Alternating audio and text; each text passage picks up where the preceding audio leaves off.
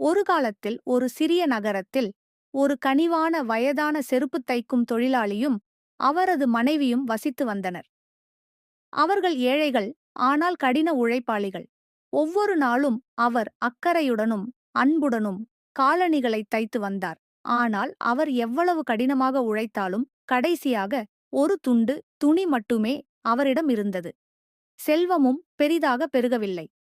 அன்று இரவு படுக்கைக்குச் செல்வதற்கு முன், நாளைக்கு நான் இருக்கிற துணித்துண்டுகளை வைத்து காலணிகளை தைக்க முயற்சி செய்கிறேன் என்று கூறி அவர் துணித்துண்டுகளை மேசையில் வைத்துவிட்டு ஏதாவது அதிசயம் நடந்துவிடாதா என்று பெருமூச்சு விட்டார். விரக்தியுடன் படுக்கைக்குச் சென்றார். ஆனால் என்ன ஒரு ஆச்சரியம்! மறுநாள் காலையில் அவர் விழித்தெழுந்தபோது அவர் எதிர்பார்த்ததைப் போல ஓர் அதிசயம் நடந்திருந்தது. மேஜையில் ஒரு ஜோடி அழகான காலணிகள் இருந்தன. அவை பளபளப்பாக, வலிமையாக மற்றும் கச்சிதமாக தயாரிக்கப்பட்டிருந்தது. அவை மிக நேர்த்தியாக தைக்கப்பட்டிருந்தது. இவற்றை யார் செய்திருக்க முடியும் என்று செருப்பு தைப்பவர் ஆச்சரியப்பட்டு தலையை சொரிந்தார். அப்போது ஒரு பணக்காரர் கடைக்குள் நுழைந்தார். என்ன அருமையான காலணிகள் என்று சொன்னார். மேலும் அவர், இந்த காலணிகளுக்கு நான் 2 மடங்கு பணம் தருகிறேன், உடனே எனக்கு கொடுத்து விடுங்கள் என்றார். செருப்பு தைக்கும் தொழிலாளியும் அவருடைய மனைவியும் சிலிர்த்துப் போனார்கள். அந்த பணத்தில் அவர்கள் அதிக செருப்பு தைக்கும் பொருட்களை வாங்கினார்கள். எப்போதும் போல் அன்றிரவு அவர் துணித்துண்டுகளை வெட்டி மீண்டும் மேசையில் வைத்துவிட்டு சென்றான். மீண்டும் அந்த அதிசயம் நடந்தது. மறுநாள் காலை இன்னொரு சரியான ஜோடி காலணிகள் தோன்றியிருந்தன. பிறகு அடுத்த நாள் காலை இன்னொன்று, மேலும் அடுத்த நாள் இன்னொன்று. இப்படியே தினமும் காலையில் மேசை மீது புது காலணிகள் தோன்றிக் கொண்டே இருந்தன. விரைவில் அவர் கடையின் முன் காலணிகளை வாங்குவதற்கு வாடிக்கையாளர்கள் கடைக்கு வெளியே வரிசையில் நிற்கத் தொடங்கினர். வியாபாரம் பன்மடங்கு பெருகியது. அவர்கள் இனி ஏழைகள் இல்லை. ஆனால் அவர்கள் மனதில் ஒரு கேள்வி இருந்து கொண்டே இருந்தது. அந்த காலணிகளை யார் செய்திருப்பார்கள்? செருப்பு தைக்கும் தொழிலாளியும் அவரது மனைவியும் அதை தெரிந்து கொள்ள ஆர்வமாக இருந்தனர். அதனால் அன்று இரவு அவர்களிருவரும் திரைக்குப் பின்னால் ஒளிந்து கொண்டு காத்திருந்தனர். நள்ளிரவும் வந்தது.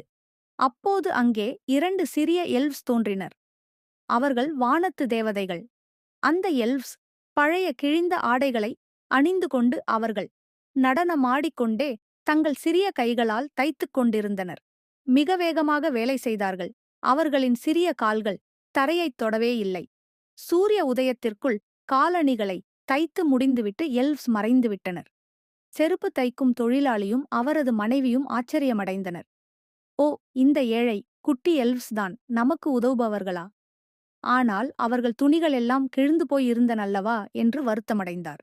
அதனால் அன்றிரவு காலணிகளுக்குப் பதிலாக அந்த எல்வ்ஸ்களுக்கு கோட்டுகள், பெயிண்ட்கள் மற்றும் பூட்ஸ்களை தைத்தார். அவரது மனைவி சிறிய தாவணிகளையும் தொப்பிகளையும் பின்னினார். அன்றிரவு அவர்கள் தயார் செய்த பொருட்களை மேசையில் வைத்துவிட்டு மீண்டும் திரைக்குப் பின்னால் மறைத்துக் கொண்டனர். நள்ளிரவு வந்ததும் எல்வ்ஸ் தோன்றினர். அவர்கள் அந்தச் சிறிய ஆடைகளைப் பார்த்து மகிழ்ச்சியில் திளைத்தார்கள். இவை அனைத்தும் நமக்காகவா என்று உற்சாகமாக கூச்சலிட்டு விரைவாகத் தங்கள் புதிய ஆடைகளை அணிந்து கொண்டனர். அவர்கள் சுழன்று குதித்து மகிழ்ச்சியான ஒரு சிறிய நடனத்தை ஆடினர். மகிழ்ச்சியான மனதுடன், மனநிறைவோடு அந்த எல்வ்ஸ் மறைந்துவிட்டனர். மீண்டும் ஒருபோதும் காணப்படவில்லை.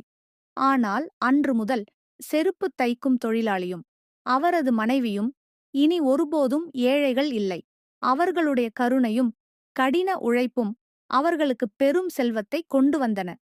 ஒவ்வொரு முறையும் அவர்கள் ஒரு ஜோடி காலணிகளை உருவாக்கும்போது அவர்களுக்கு உதவிய சிறிய எல்வ்ஸை எப்போதும் நினைவில் வைத்திருப்பார்கள். கதையின் நீதி: அனைவரிடமும் கருணை காட்டுங்கள். அது எப்போதும் பல வழிகளில் உங்களிடம் திரும்பி வரும்.